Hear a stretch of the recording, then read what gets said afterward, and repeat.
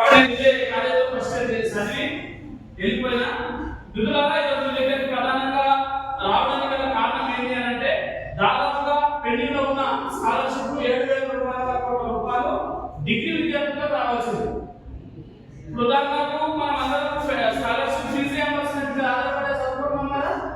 Fee reimbursement కొంతమంది చదవకపోవచ్చు, కొంతమంది చదవచ్చు, ఎంప్లాయీస్ ఉంటారు, అందరూ ఉంటారు. కానీ దాదాపు అయితే స్కాలర్షిప్ ఫీజు రియంబర్స్మెంట్ మీద ఆధారపడే చదువుకుంటాం కనుక మీరు డిగ్రీ చదువుతున్నారు, ఈ బిల్డింగ్ నడవాలన్నా, ఈ మేనేజ్మెంట్ నడవాలన్నా డబ్బులు అయితే కావాలి కదా. దాదాపుగా 7,200 కోట్లు అంటే దాదాపుగా మీ కాలేజీకి రావాల్సిన అమౌంట్ 2-3 కోట్ల రూపాయలు అమౌంట్ ఉంటుంది.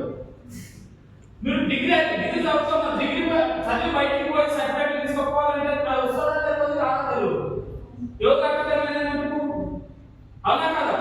మనకు తెలంగాణ రాష్ట్రాన్ని పోరాడి సాధించుకున్నాం. పోరాడి సాధించుకున్నాక తెలంగాణ రాష్ట్రాన్ని సాధించిన నేపథ్యంలో తెలంగాణ వస్తే ఒక హక్కు మారుతాయి, మేము బాగుపడతామని చెప్పేసి కొట్లాడితే నా పైన 100కు పైన కేసులు వేసుకొని మా బతుకు మారుతాయని చెప్పేసి ఒక ఆశతో, చిన్న ఆశ, ఉద్యోగం వస్తుంది, లేకపోతే మేము చదువుకోవడానికి కాలేజీలు మారుతాయి, గవర్నమెంట్ కాలేజీలు వస్తాయి, ఇంజనీరింగ్ కాలేజీలు వస్తాయి, మెడికల్ కాలేజీలు వస్తాయి అనుకోండి.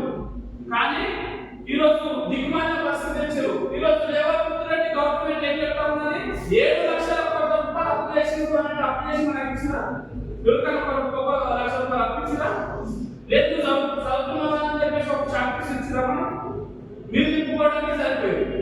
కనుక పీడిఎస్యూ ఆధ్వర్యంలో ప్రగతిశీల ప్రజాస్వామ్య విద్యార్థి సంఘం ఆధ్వర్యంలో ఈ రోజు రాష్ట్ర వ్యాప్తంగా విద్యా సంస్థల డిగ్రీ కాలేజీ బంధుకు పిలిపించడం జరిగింది. కనుక ఈ బంధుకు మీరంతా సహకరించి మీరు ఇప్పుడే తక్షణమే వెళ్ళిపోవాల్సిందిగా మీకు కోరుతా ఉన్నాము.